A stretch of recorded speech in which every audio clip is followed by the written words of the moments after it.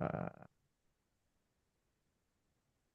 Hello and welcome to EdTech Talks, ongoing discussion of Dave Cormier's Learning in a Time of Abundance. This week, two chapters. Chapter 5, Societal Implications. Chapter 6, Learning to Confront Uncertainty. That's right, double episode, no extra charge. Tonight we'll be covering classroom problems versus wicked hard real-life problems. We'll be asking, is Dave's post-boredom world of abundance the reason we can't have nice things? Along the way, we might cover gnome carving and something about how Dave and John met on a dating app. So stay tuned. I am Jeff Lebo in Busan, Korea. My name is Jennifer Madrill in Chicago, Illinois. This is John Schinker in Stowe, Ohio. And I'm Dave Cormier in Windsor, Ontario, Canada. Well, that was a lovely introduction, Jeff. Did you have any more you'd like to kick us off with? And with the people who are questions? viewing on YouTube can see an actual gnome that Dave has apparently carved. Oh. And we'll save the dating app story for the post show. But Jen is extra prepared tonight, not only in quantity, but in speed. She was ready like hours before the show. I think it was at least 2 hours before versus what, 7 minutes before? That would probably even be long for the prior ones. But yeah, we have 2 chapters. We may as well just get right into it, right? We've got 57 minutes now.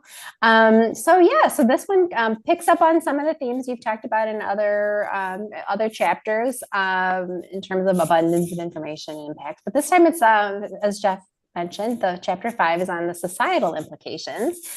Let's just kind of jump right into it. So one of the things just kind of kick off the chapter talking about are the shifts in our shared experiences now that we are living in this time of, and I think it's kind of also technology abundance, right? We all have a cell phone at our hand at any moment, and how that has shifted our relationships from and interactions from the days of old face-to-face interactions. So to me, that's kind of a good place to start the conversation. So why did you pick this as a thing to talk about, pivoting from what we were talking about in prior chapters with specifically with the implications of abundance of information, and we're kind of talking about it from learning and an education perspective. This seems to kind of broaden the conversation to societal implications.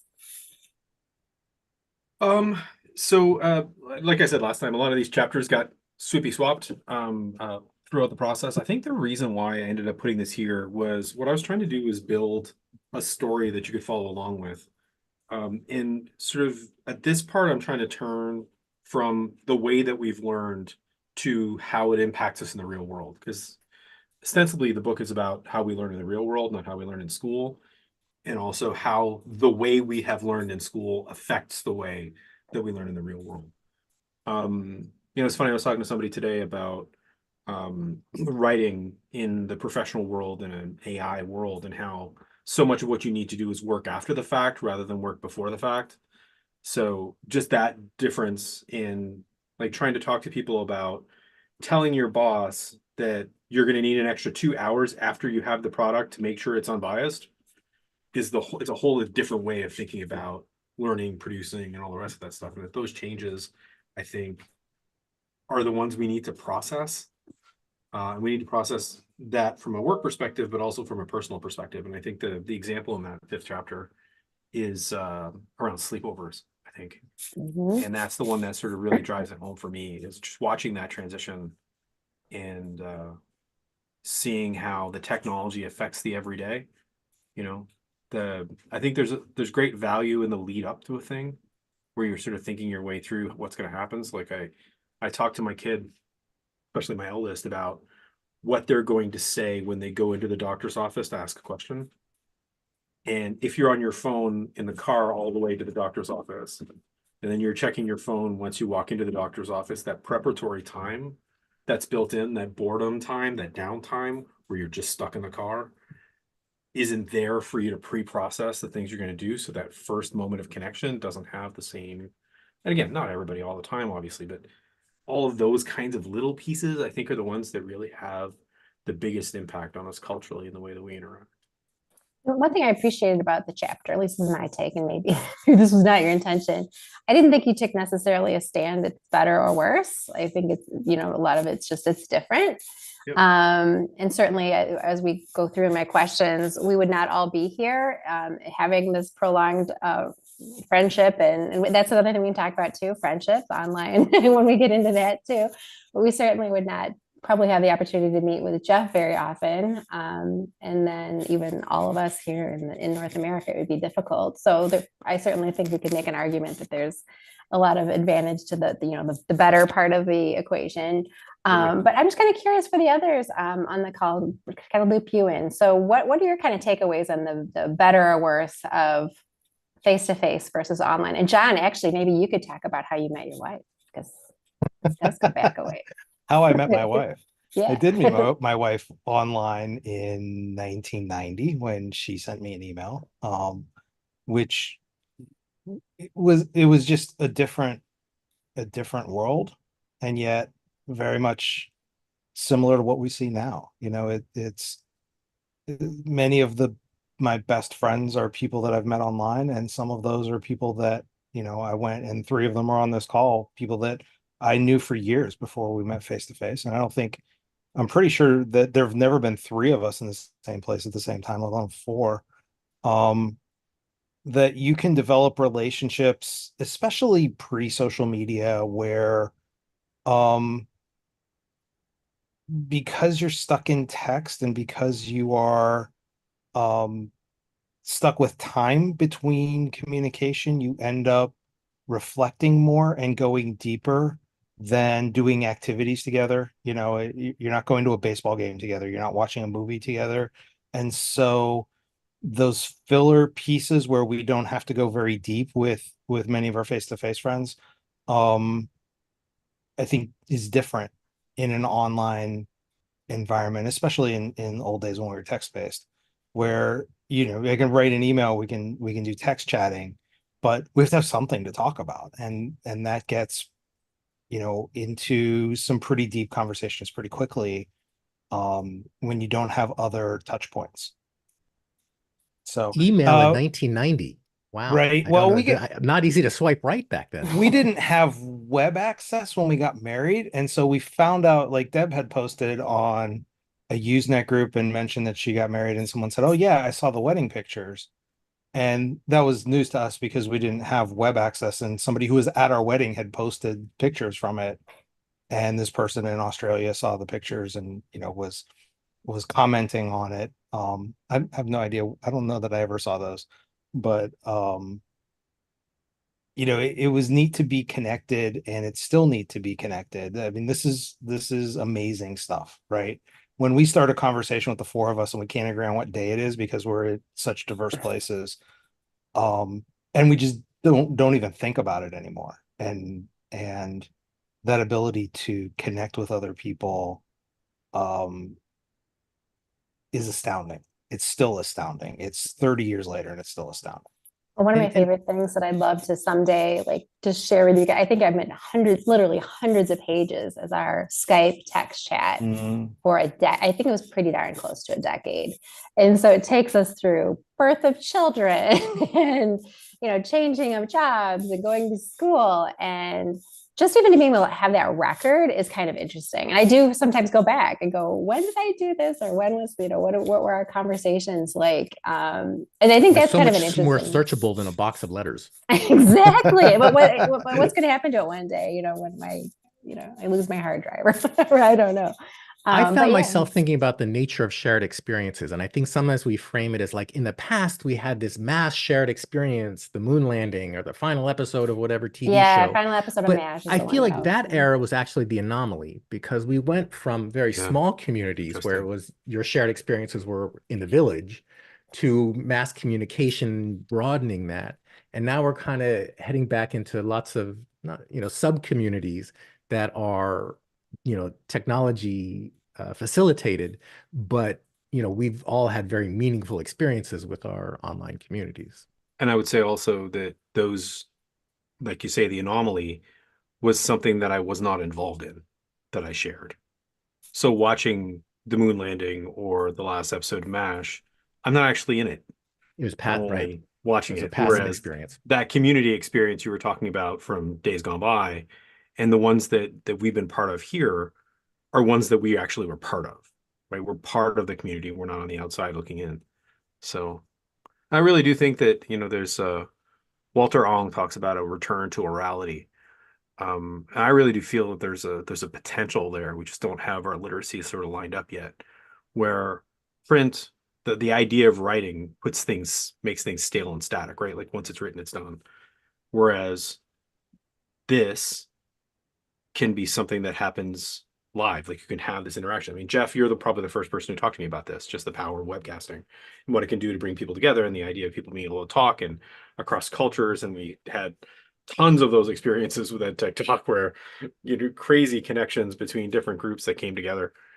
And I think there is a difference between knowledge being chopped up into little tiny bits and thrown into a book, and being able to see the look on someone's face when they say it. I think those are different things, fundamentally different things.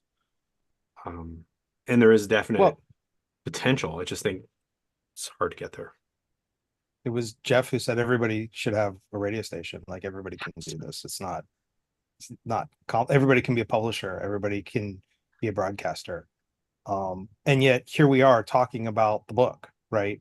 I mean, we could read the book. We could, everybody watching could read the book and probably have a more cohesively formulated and well articulated version of what we're talking about right now. And yet here we are, because that interaction around a topic and around a subject is more engaging than lots of words and not very many pictures. And we just wanted to have a reunion, you know? You just learned it. Yes. We missed each other. Of course. So we can have another hiatus soon, right? Right. You have to kind of Well, get back at it to have a hiatus. We're going to do this there. week and we're going to do next week, and then we're going to wait for Jen's book. That's right. It'll be my text chat. I'm just going to print all the text chat from all those years.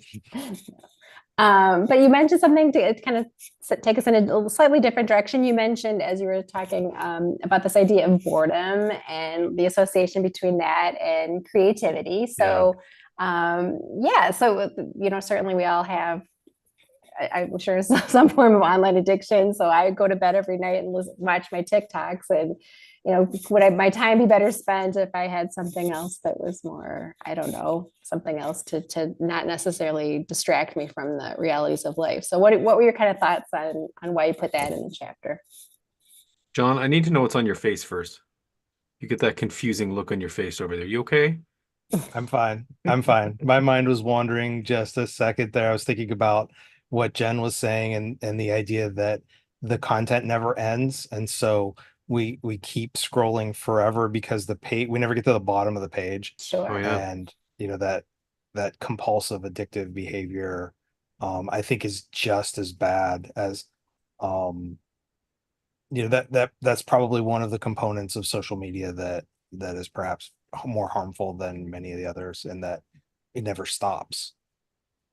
And I'd like to thank Anyway, Dave for improving that's what my I was sleep thinking, score Dave. last night. I have the bad habit of scrolling before bed, and it keeps me up too late, and often I don't drift off to sleep quickly. Whereas last night I was reading Dave's book, and I couldn't wait to get to the end of that chapter, and then I fell soundly asleep. That was So my thank you, question. Dave. Why is this chapter so long? Nice. Wow.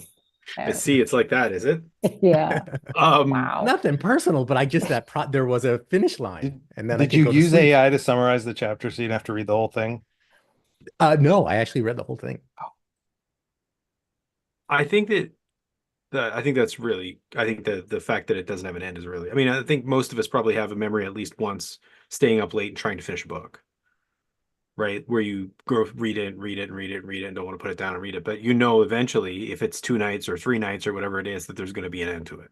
And eventually you won't be able to keep reading that book. It's going to get put down. Whereas with this stuff, there's no end. And weirdly, it gets better the more you do it. Because it gets further and further refined, and it gets further and further tuned to what you're doing. And I think, boredom's a really weird piece, and there are times I argue for it a little tongue in cheek, just because it gets people, like, it sort of tosses them out of their sort of perspectives on things. But I really do believe that that quiet time is effective, that it does good things for people, that it gives them a chance not just to be creative, whatever that means. And I'm not part of the cult of creativity who thinks that we all need to be great creators. We need to, you know, go for better progress. But I think getting us that time to sort of think over the things that are important in our lives and sort of work through that stuff.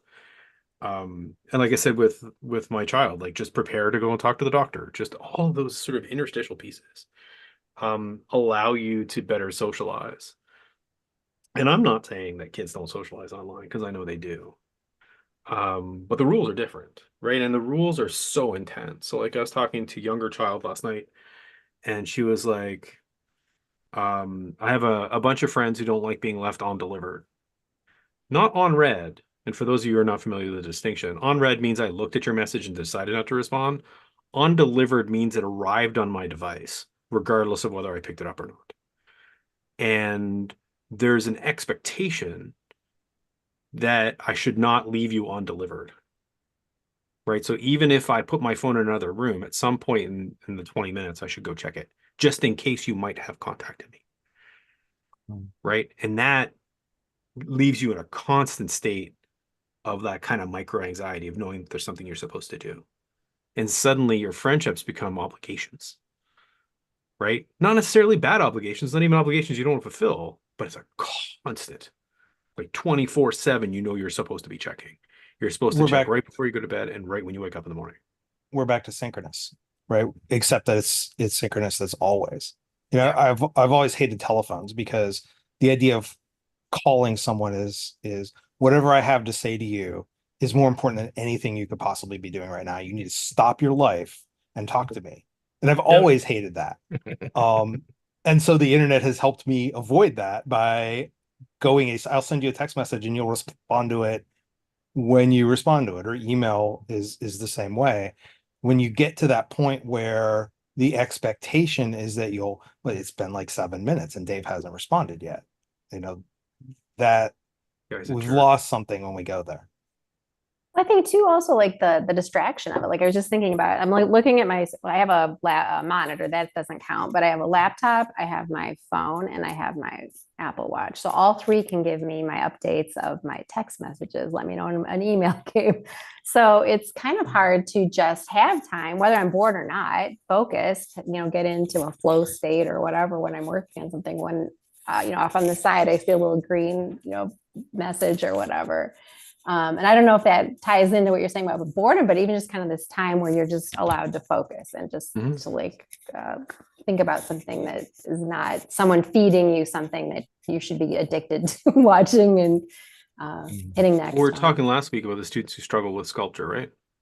To go over a length of time, and how professors at the university are finding that ability to stay in to the design work in some of the creative courses seems to be more of a struggle. And it's no wonder, right? It's no wonder. If you're constantly breaking out, like if you're constantly chopping up the work you do, those of us like me who write in short bursts, it's not as big a problem. I've always written in short bursts before and after the internet. It's like I'm probably amongst the least affected by this because my attention is only so like I'm only so dialed in at any given time. But for the people who need that like focus, there's not a lot of chances to actually practice that culturally. And we certainly try to set up scenarios for our own kids in our own house where they actually have that chance. That's what I was wondering about, how the parents in this conversation mediated the process of helping their kids learn to deal with this lack of boredom and endless stimuli and addiction culture, and how you modeled it. We were doing better before COVID. COVID wrecked our approaches to that because we're all stuck in the house like all the time. And that's how you can connect with people, right? Right. I think we've always struggled with the moderation piece and the quiet time piece. We were much better when the kids were smaller. I think we're lazier now. We're like watching videos more now, and there's a And your TV in kids the are house adults now, now. pretty much, right? Yeah. 20, they'll be 25 and 23 this summer. Man, So I know sorry. it's crazy. Um, there are activities in the house that are unplugged. Both of my kids were musicians growing up. There's music in the house all the time. Um, chord books are on paper on purpose because you're not grabbing a device and following, like you get off the internet and play some music. Um, I think when the kids were smaller, it was some restrictions on screen time, and we weren't crazy or militant about it, but it was certainly you're not taking a phone, especially smartphones once they were old enough to have them. Um, you're not taking that up to your room at night because you'll be on it all night. Um, so making some limitations like that, keeping them in public places and in the house and charging them on the first floor instead of the second floor helped, I think. Maybe our kids are less, I think, less compulsive about their technology use than their parents are. Maybe that's because their parents are. I don't know. I would love to I've have a never kid smoked because episode my dad follow an did. My dad epilogue to never this. drank because his Invite all father your wasn't. Yeah. kids. Yeah. Right. I'll say that again, John. I didn't hear what you said, John. I said I've never smoked because my dad was a chain smoker. He never drank because his father was an alcoholic. My kids stay off the internet because their parents, Dave's kids probably do the same thing. One and one. Yeah. So, okay, so we've talked a little bit. I'm making a segue now to abundance of connections. We've talked Mhm. about like our small little group, and even EdTech Talk is relatively small. But so, how has it affected you as a group? This is a question to everybody about having the ability to. I think I don't even know how many thousands of friends I have on LinkedIn, and how many connections or whatever on Twitter. Like, what does that abundance mean in both a positive and a negative um, aspect? Any thoughts? What's funny, the anthropologists will tell us you can have 150 friends. That's the sort of um I certainly have more people than that I care about, but I can't always remember who they are. Like if you ask me to list them right now, it'd be a struggle. But like Well, Well, let me lay going one back to the on book, you, but you got in trouble in the book because I of the did. acknowledgements left I some did. people out, and they I they did. were they were hurt by that. well, I was Yeah. going to say too, think back pre-Twitter when we all had a huge RSS feed of blogs we read. Very often you didn't know the person, but you knew the title of their blog or That's maybe right. what the page of the, the WordPress theme they used or whatever it might be. So if I had to answer my own question, to your point, Dave, there's no way I quote know 150 and I couldn't contact them. They'd think I was weird if I picked up the phone and tried to call them, the people that I would follow on their blogs, but I would regularly read, and they had profound impact on me. For example, people like, I'm just going to name some, like David Wiley, and folks that first started talking about open education and new things that have like fundamentally changed the way I view topics and where I put my interests and things like that. Um, if I just stayed in my little town of Lodi, Wisconsin, I grew up in, I wouldn't have had any of these connections. And so, from a positive standpoint, I don't even know how I would begin to even qualify what is meant to me in my life, being able to have those connections. I guess looking back on it now, I had arbitrary rules for different services. LinkedIn, my rule with LinkedIn was that I had to know the person in order to add them to LinkedIn. So, and typically those are professional contacts, and most of them are geographically pretty close, because if I haven't met them or haven't worked with them, I'm not adding them as a friend on LinkedIn. And that was just something I started when I started LinkedIn, and I've kind of stuck to that. So that number is much smaller for me. Facebook was always personal, and Twitter was always more or less professional. And I used Twitter as a way to curate content. And so differentiating between the people I learn from and the people who learn from me, and treating those as two different groups, was important to me, because I never felt that, just because I follow you because I find that the stuff you post is valuable to me, that doesn't necessarily mean that you should be following me. And so in some cases there's a symbiotic relationship there. In other cases there never was. And so kind of as a result of that, I never really focused on who was following me. I was curating the stuff that showed up in my feedback when we had control over those things. And if I had something to share, I would share it. And if people found value in that, great. And if not, fine. I'm screaming into the vastness of the internet. But my need was more, I know this cool thing and I want to share it. And so I would share it. And it didn't matter as much who was reading that. My blog's like that. Nobody reads my blog, I right? think But I 20 think you years just later, came I'm up. still posting there because it's my need to share. It's not for an audience. I think we have a new section for this section for the next edition of your book. It's curating your connections. I think you just said something along the lines of that. And I think that's kind of the strategies I think I hear a lot of folks do, right? You curate based on kind of where you want to spend your time. Well, And I see different my layers current of frustration. Go ahead, Jeff. I see different layers of connection. There's the people that I know from real life that I stay in better touch with. Last weekend was my 40th high school reunion. I don't know how those people got so old. And like I was able to sort of, not join remotely, but be part of that experience. Probably one of the biggest differences is the people that I do know in real life, I've been able to stay much more connected with because of social media, living afar. There is that world of like people I kind of know that I tune into, but then there's a much smaller core of actual online based connections like you guys that have impacted my life. But for me, that's a relatively small group. So do you use LinkedIn, Jeff? Or do you ever? I have many connections, and I go there to say, okay, I'll connect with you too, but I don't really tune in much. Yeah. Any comments on that? Oh, but the other thing is Okay. students. It has allowed me to stay connected with students, not all of them or the majority of them, but that's been a really nice thing, is to see my students' journey after they leave the classroom. And I have stayed in touch with some of them, and that has actually been a very nice, meaningful little slice of the pie. Did you have anything on that, Dave? Before we move on. How He about has Twitter? learned to say, I don't know, or I have He no doesn't opinion. know. Look at He that. doesn't. How about Twitter? I think probably of all of us, you probably were the most active on Twitter. How is that? I don't want to say the demise because it's still going on, but how is the fundamental shift in Twitter?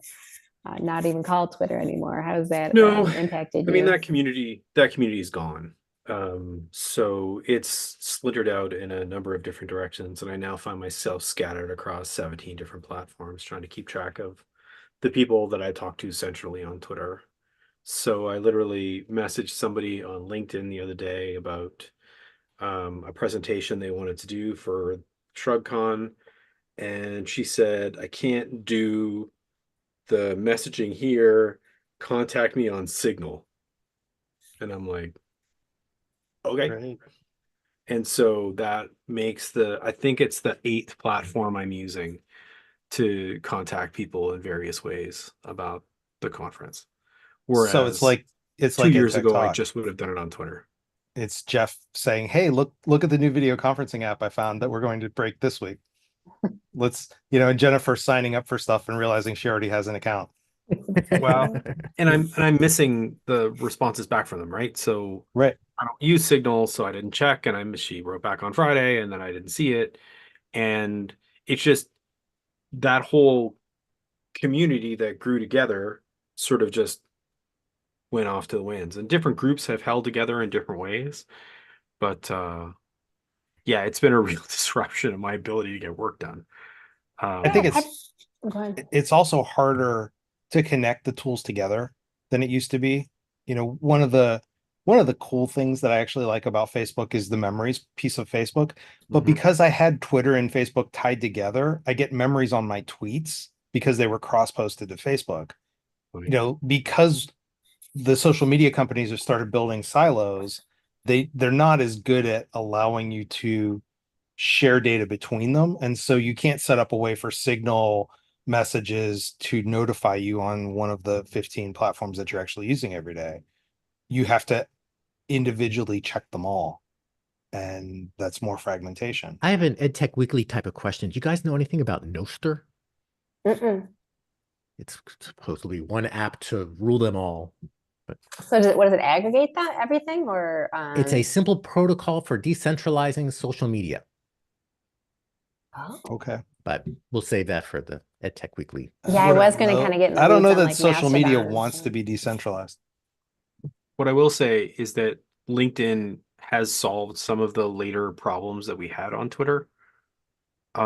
So from 2014, 2015, things started to go in terms of tone and just people's approach to things. And doing work in the last year, say, way more work on LinkedIn than I've ever done before. Having it tied to people's professional home bases really They're does not change the anonymous tone that anymore. people. It Yeah. really does change. Not even just the not anonymous. So there are people who are not anonymous, whose names I knew, who were aggressive on Twitter, who had never considered doing it on LinkedIn, Hmm. just because it traces back to their jobs, because they figured nobody was watching when it was Twitter, right? So it does mean that the tone of the conversations is much better overall. They're a little stiffer, I was going to say plastic is what just like comes to mind. It's just a very but less so, I think, in the last. There are large sections of the education community that's moved over to Twitter, and it's there's no having an place. impact. There's It's no getting a place to little go. bit looser. It's getting a little bit more flexible, a little less plastic. But So why do you think Mastodon didn't take off? Or is it just too hard? The learning, I mean, even though it's not huge, but even the learning curve to like find people and yeah, it's kind of it was the bounce back boyfriend, right? Like it was the rebound boyfriend. I think that probably hurt it as well. Everybody was like, "Oh yeah, we're gonna go there." And, yeah, it it's like, just do it seems for a like couple it weeks should be, and- you know, because you kind of get to choose your own adventure to some extent, or choose like where you put yourself. which nobody wants, right? It Like, turns out Right. people don't, Right. right? Like it sounds like it's well, a great thing, but that's why Twitter was for however you believe in the mythology of how Twitter was started. That's what's so brilliant about it. Like John said earlier, like you don't even have to know the person you're following. All you have to do is click follow and then type in the box that's there and hit go. And there's nothing else you need to do. Right. And so the barrier to entry is so low. And the barrier to return is so low that it makes it really easy to interact. I'm learning And I all sorts find of that things about Dave from his LinkedIn page. I had no idea that he had a fish culture license. I do. I do. I should really take that off of there. why? Why? It's about you. Oh no, it was me testing the micro-credential system. Oh, How has fish culture been affected by social media? Well, they school around a little more. I don't know. There was a joke there somewhere, but I there never found was. it. Hmm. But this actually is, I think let me see if I can try to bring this back together. Because there is a section of this chapter where you talk about, and I think especially now from what we're talking about as a segue of like, we had this one mass community and now we're finding all these different places. Yeah. Like kind of the good and the bad and actually in some respects frightening aspects of some of our conversations now being so focused and with a small group of all saying and thinking the same thing. And what are the implications of that? Was that a question? That's just a statement, sort it's of. terrifying. And you could take it The as a implications are question. terrifying. Like if you look at how quickly somebody can get radicalized right now and the ways that their communities insulate, it's astonishing. And again, I think that sneaking ahead to the next chapter here, the idea that there's one answer and that someone's going to give it to me is the thing that I think influences the way a lot of these communities work. So people go looking for answers, they find someone who's willing to give it to them, and then they accept it. And that as long as everybody inside of there agrees, it starts to becomes more and more true the longer they talk about it, right? At the And same time, isn't Mr. Bridges? How many bridges did you have? a lot of bridges. 200 bridges. Those are all. Yeah. That was the idea there, right? That everybody would have like a niche thing to kind of. That there'd be a space for all different types of conversations. Yeah. So what is what's like, how did we go from like, yeah, let's have a knitting group to let's But that was very values overthrow the based. They government? were World Bridges community, and I spent time thinking about what are the norms and what Yeah. kinds of conversations, and would not hesitate to say, nope, that's not World Bridgey. And the community decides what's World Bridgey or not. Yeah. And some platforms do that more than others. It seems to be the lack of the clarity of the values and the norms that create a lot of the problems. Yeah. Yeah, and the fact that Yeah. we just don't know how to talk about values, right? Like, I think that that's one of the biggest issues, chapter 6, is that This doesn't have to be linear. We can talk about them. no, but we're not accustomed to doing it. So one of the things I really valued and I actually, again, learned from you, Jeff, is how to talk about values in a community overtly. So I remember um, trying to figure out why Fark.com worked. Is one of those first things that I tried to figure out about communities online. Because an extraordinarily successful community that seemed to have like hundreds of little unwritten rules that were sort of vaguely policed, but after a while you could see there's actually a very overt policing that's happening. And it all came from, I think the guy's name is Drew, and he set people in charge of moderating, and he gave them very specific guidelines to work from. I don't necessarily agree with those guidelines. Mm-hmm. But it's that sort of overt statement of this is who we are is something that, again, going back to what Jeff was talking about earlier, those communities from long ago, we didn't have to have that conversation. If there's 150 of us living in a village somewhere in northern Alberta, we don't have to renegotiate what we are as a community every year. Like you just don't need to. You have it and you've inherited it. You establish your norms over time, and then people either conform to that or they get ostracized. And And they therefore get tweaked nobody. along the way. Yeah, Yeah, but yeah, yeah. on a like long Yeah. scale, right? And so the vast majority of people are not involved in that tweaking. There may be some leadership things, there may be like a flood that happened and changes people's perspectives on things or whatever. But everyday people are policing existing values, not talking about the ones they have and how they're different from somebody else. And as we multiculturally here in Canada, we call it, but as we come together across cultures, and my values are different than your values, um, that starts to get there's a lot of friction there, right? Between those sort of comparative values. Um, I was telling stories the other day about being in Korea and having this guy who ran a hotel, a Yogwan, Hagwon, no Yogwan, that I was living in. It's a hotel that I was living in. Slapped me in the head probably 5 times in the span of one night because I kept doing things wrong. So I would like drink before him, or I would like there's a series of rules that I was definitely doing wrong. And he was quite cheerful about it. Like he wasn't being mean or whatever else. A totally normal process of smacking the head. Just spanking the Um, puppy. right. He Mhm. was being really sweet about it actually, but I was getting smacked in the head. Um, and he was trying to explain to me what the what the rules, what the values were, and how I was supposed to be respecting him and how that was supposed to work. And it's not like I lack a respect for humans, but there's a very specific way of doing it that we all culturally understand inside of our own sort of spaces.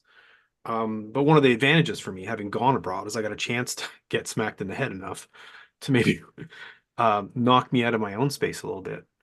So you recognize that different communities have different rules, and they're not all the same rules as New Brunswick. But almost the whole time I was in Korea, that lovely old man is one of the very, very few people who ever tried to explain it to me. Yeah. And I was super privileged to have met him very early on because he explained a lot of things that people just expect me to know. And it's that sort of willingness to explain your values. I mean, you can ease up on the smack in the head, but explain your values is something that a lot of people just aren't in the habit of doing. He had been teen, I think, during the Korean War. And he'd had some experience around in that city in Korea. There's more experience with the American military, more experience across cultures. And he'd worked with the American military and had that sort of, I'm going to explain this to you so that you understand what's happening sort of practice. When I Um, think about the common values of most of our social media platforms and certainly our media and some part of our educational world, the most common value is maximizing shareholder value. Mhm. So like if we're expecting Facebook or Twitter, any of them to like say, okay, we're going to take the high ground here. It's all about maximizing engagement and profit. Right. Right. I think that also is why like Mastodon is so decentralized and there is no Elon Musk running Mastodon. So I think Jeff, I'm kind of making a connection to something you used to say too. Like there needs to be at some level on some of these, like a benevolent dictator that is, and to your point, like some, as Well, far and was it a profit motive that's keeping someone interested in being engaged to be that benevolent, or maybe just plain dictator, not a benevolent one, but does that help to keep large scale communities going to that profit motive? Because if it's not there, it just becomes too decentralized. I don't know. It's a thought. It's not a question, but you can answer if you'd like. Take a swing at it. Like, do you think that's a certainly bad the thing or a profit good thing? motive, certainly the profit motive is the one that's the easiest to understand, and the easiest one to maintain over time. So like I remember we were in Delhi 2012 and the government was working with local edupreneurs trying to reach out MOOC wise into some of the less developed parts of the country.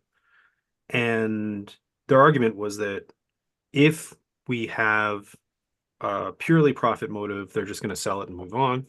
And if we have a purely like social outreach motive, then that will just get caught up in government bureaucracy. And so they wanted to try to blend the two together.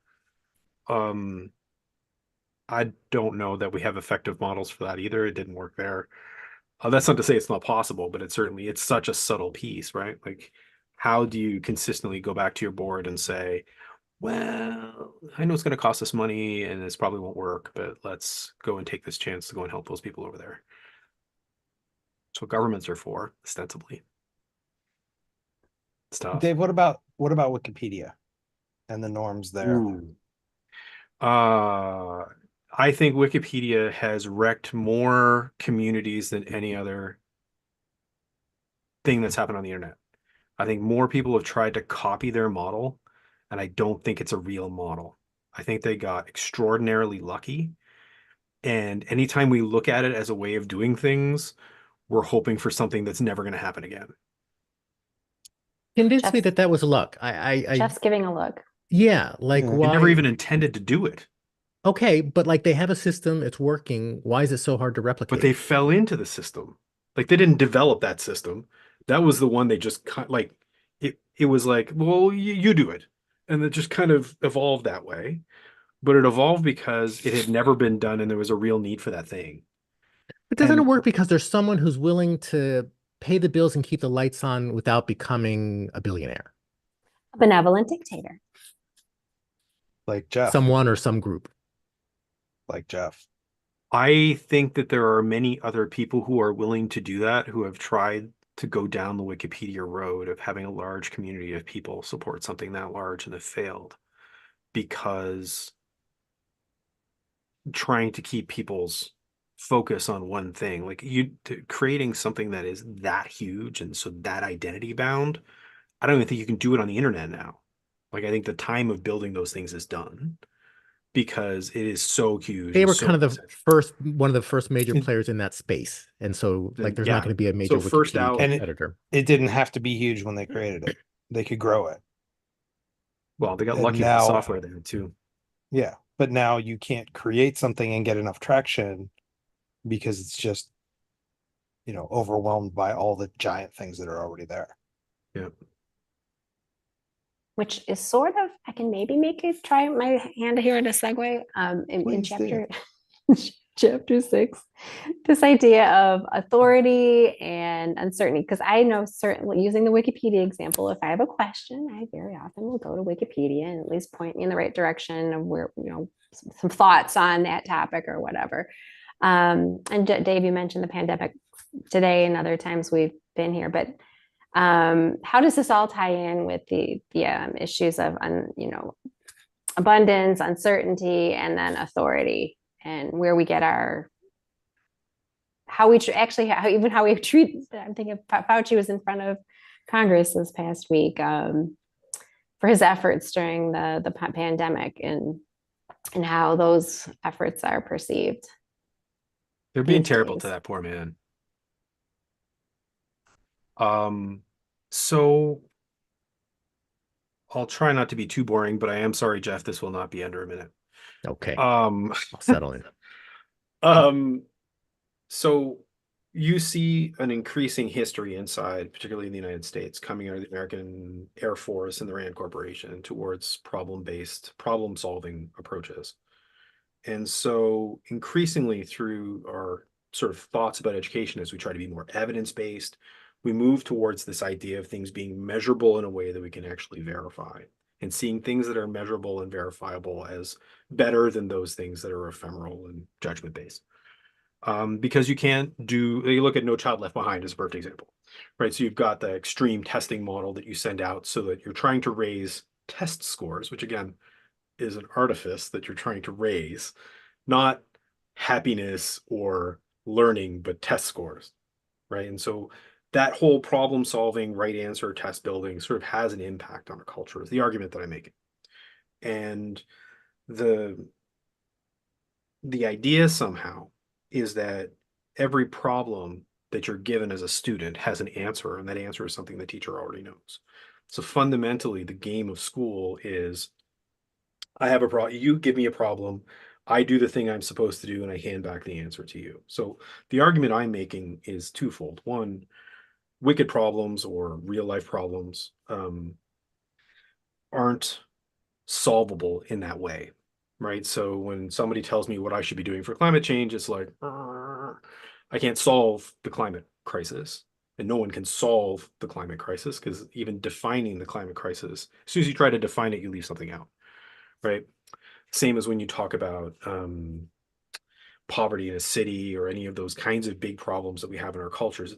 Defining them changes them even in the process of doing that. And what you see people wanting to do inside of schools is to come up with scenarios that allow you to sort of lockstep your way through a process, right? So that I can know whether or not you've gotten it right.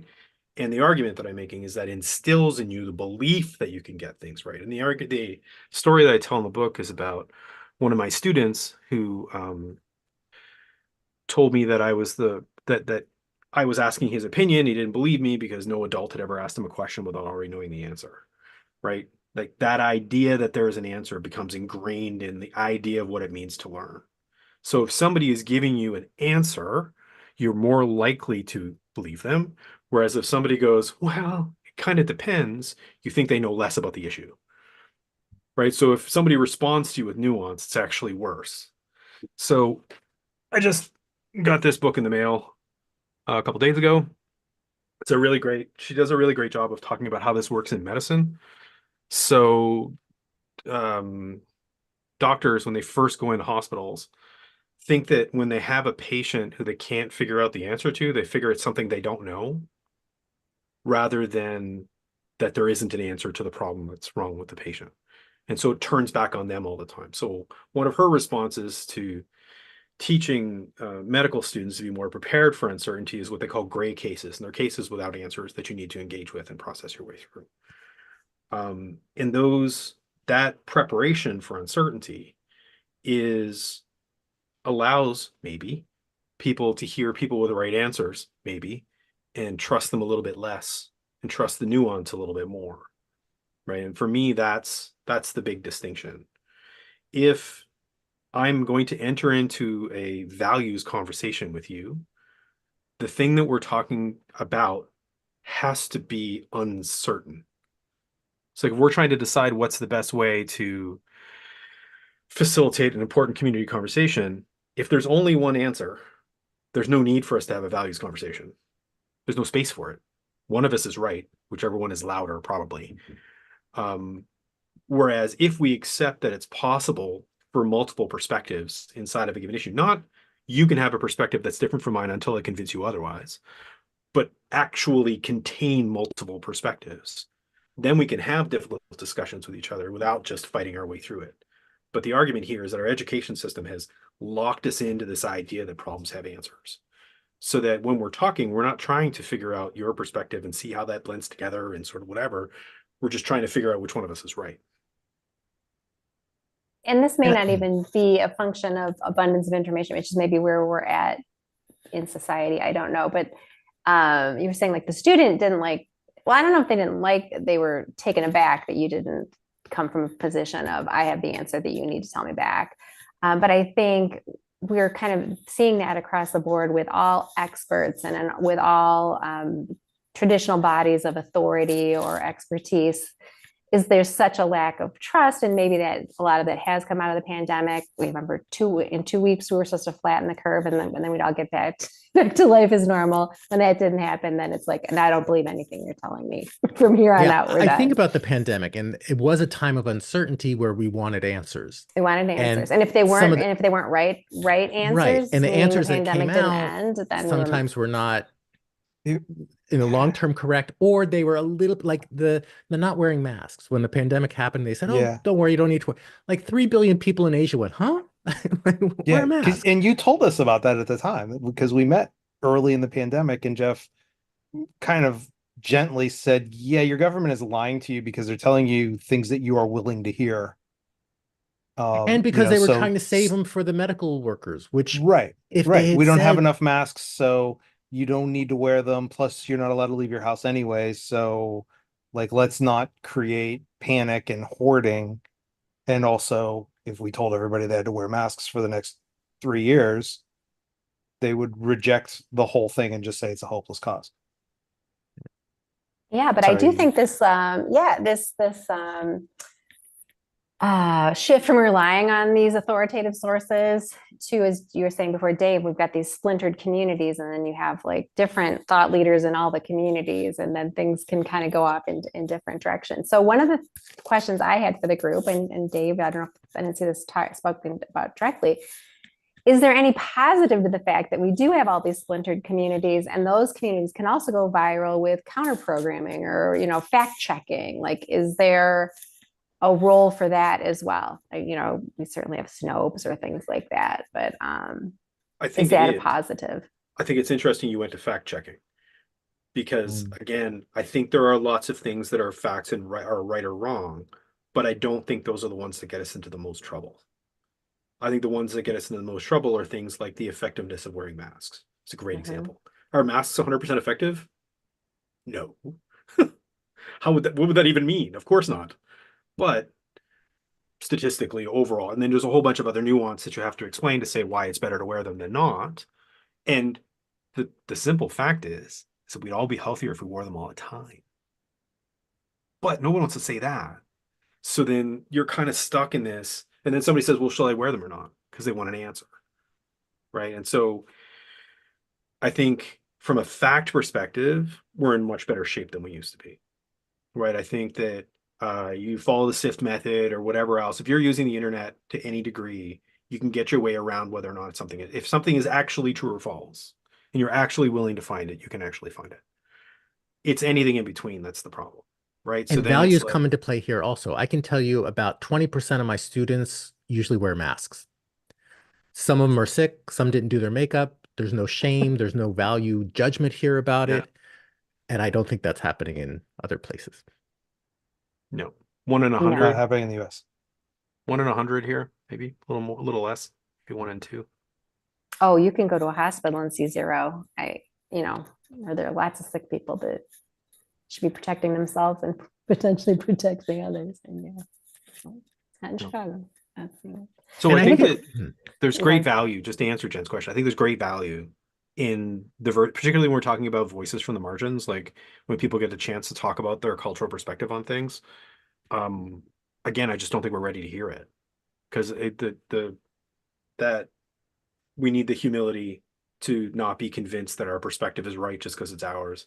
We need to know how to trust, how to deal with those things, and we need to be able to discuss with our values. We don't have those taught to us as part of how you learn. We're taught backwards. We're taught facts first and nuance later. And to me, it should be the other way around. That we should be taught the nuance first and the facts later, right? So we should be learning with that nuance so that when we get confronted with anything new from a different community who says, I want to dance in this way, and we're like, you know what, I really appreciate that, but it's just not my kind of dancing, is fine. It's a great response. It's not wrong dancing, but it's not my, like, it's that sort of that transition. But we're taught to just call it wrong dancing. And I was listening to an interesting podcast this week, Plain English by Derek Thompson, and it was talking about how the fake facts, the shocking information, we're predisposed to be interested in that, and the media amplifies it, and social, all the algorithms amplify it, but then we don't get the follow-up or the nuance. They were giving the example of infant mortality increasing, which is sort of a fact that most of us have, oh yeah, infant mortality is actually increasing in America and everything. Turns out it's actually a factor of how it's being measured. But I had not heard that until I heard this podcast. And there's all the bad news, the shipping clog, the supply system is messed up, but you don't hear but now it's working fine. Like you hear the shocking bad news, the trauma, the whatever, but you don't hear the rest of the story. My favorite example of that is during World War One, the UK Army switched from leather helmets to steel helmets, and their casualty rates went up. And the reason that their casualty rates went up is because their mortality rates went down. So they had more people wounded who were living and therefore were casualties, and fewer people just dying on the battlefield. But unless you're right, unless you actually looked at the nuance there, you would conclude that switching to steel helmets was a bad idea. And the flip side of this is also just as dangerous, right? So then you get to the point where everything you hear, you're like, whoa, I want to see the research on that. Right. And that's also problematic. Trusted sources. What's one of your 3 pillars? Yeah, that's trusted sources. Yeah, that's number 2. Yeah, you got to be able to broaden that out to a community, which is why I need somebody who knows more about solar panels. I found one, by the way. I found somebody. He's an electrician who actually has solar panels. So I finally found somebody with the expertise to answer my questions. Cool. Yeah. But that's what required. Somebody who actually has enough of the pieces to be able to sift through all the business. Right? Yay, human intelligence. And you tried to contact him, but his internet's out because he doesn't have power. No, he was at he was in my backyard drinking beer. Or I just found him there. But what are his motives? Is he trying to sell you solar panels, Dave? I think he might partially be trying to convince himself that it was a good idea. Oh, no. He's trying to get beer out of Dave. That's always a struggle. Yeah. Well, we had a big, this was a big ask tonight, 2 chapters in 1 hour. I know we missed things. Is there anything, Dave, that you wanted to make sure we pay attention to as we're reading through these 2 chapters? No, I really, it's a real pleasure, a real privilege to have this conversation this way. So I want to thank you guys. But it is real great. When I wrote this book, I was hoping that it would spur, like, John was talking about it earlier. There's something about the focus in the long form that allows you to have other conversations you might not have had otherwise.